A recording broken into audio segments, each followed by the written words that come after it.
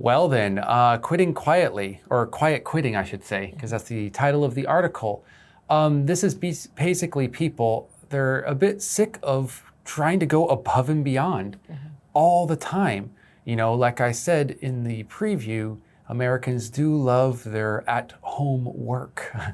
However, that's ending. Whether it's due to the pandemic or if it's due to the pressures that have been building up for years that have finally been released. People are saying no to extra work. They are ending their work hours, they're going home, and they're refusing the email, the calls, the reports, things that they have to do outside of work hours have now been completely cut or at least severely reduced. They are basically what some people might say doing the bare minimum. There are those of probably the management area who call this a passive aggressive way of getting back at workplace grumbles and everything. However, some people see that as more of a positive direction of people able to finally create that well-balanced work-life balance in their everyday life. And they see it more as a positive force. Now, what that will be in the future, we're not sure, but companies in the end do need to be aware of this trend, and they might need to address it in a positive or negative way soon before it gets out of control. You know, it got me thinking about the article we just read about Facebook having to downsize, and Mark Zuckerberg had mentioned they were looking for people who were coasting or perhaps doing the bare minimum to get rid of. And because these two phenomena happened to come at the same time, I was wondering if it was Facebook's way of trying to combat something like the quiet quitting trend. They, by sort of quietly threatening their workers with being fired, they are forcing people to go above and beyond in order to keep their jobs. So yeah, the two are strangely similarly timed. Yeah, it does seem like quite a coincidence, both in the articles and just in our daily lives. I never thought about that, but it does give some pause on that one. Do you think that the Great Resignation and this quiet quitting, are they products of the pandemic? Possibly, because it did mention in the article that this trend started on TikTok, that people started talking about it on TikTok. Of course, since the pandemic, we have all been consuming much more social media. We've been on our phones way more than we've ever been before. So are we being more influenced by TikTok? Is this trend spreading because of the further spread of social media? That's my thought.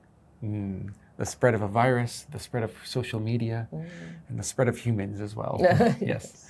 Which one is the virus? There's the philosophical question. Ooh, yes. I would say the pandemic has definitely spurred on these changes to be a bit quicker.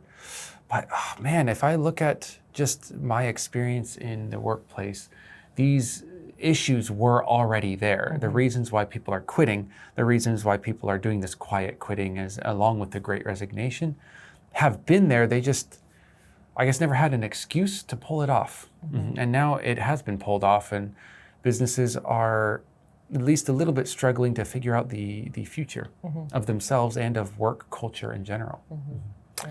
Yeah. We don't talk about work in the same way we did 20 years ago.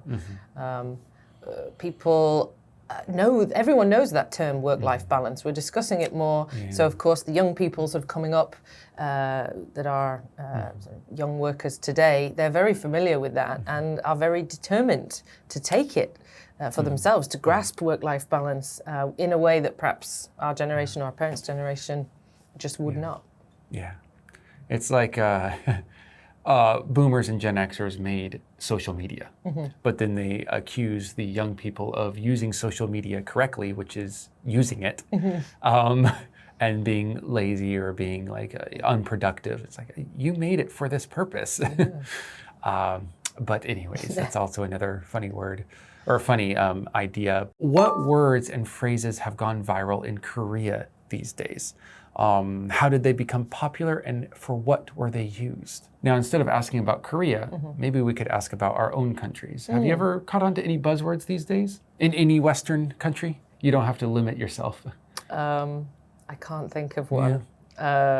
These are the... 'Cause I only know niches, like I'm in the beauty blogging space. Well, give us some beauty words. Well, I suppose the rise and fall of the term clean beauty.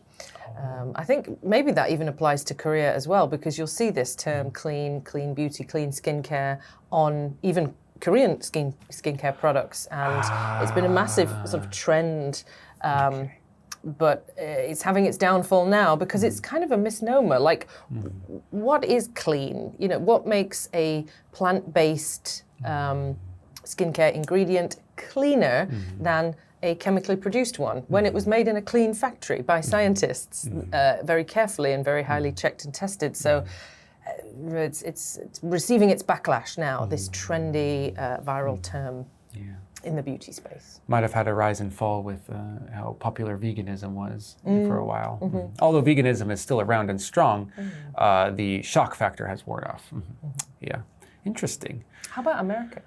Oh man, I try to follow things as much as I can. You know, there was the whole something's lit and everything, but that's a little bit too old. Then you had sus, which was, we knew, but it became very popular because of a game called Among Us. But yeah, these days, you know, you got words like finna getting thrown out there. Oh, I don't know that one. And that means fixing to or going to do something.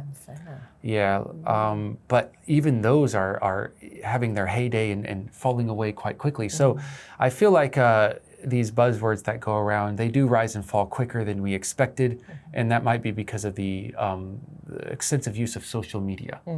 Yes, there's always a new trend. I can't keep up. There's always something new, and I find it fun to learn about it, but I can't say that I'm active in finding it. I'm definitely a passive learner of modern buzzword culture.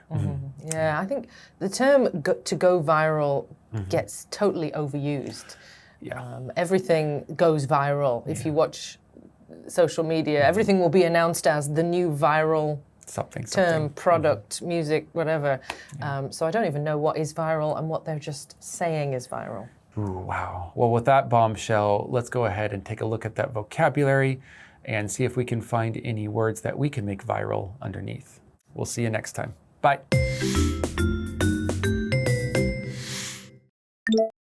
Buzzword. Buzzword. Hustle. Hustle. Passive aggressive. Passive aggressive. Toxic. Toxic. Go above and beyond. Go above and beyond.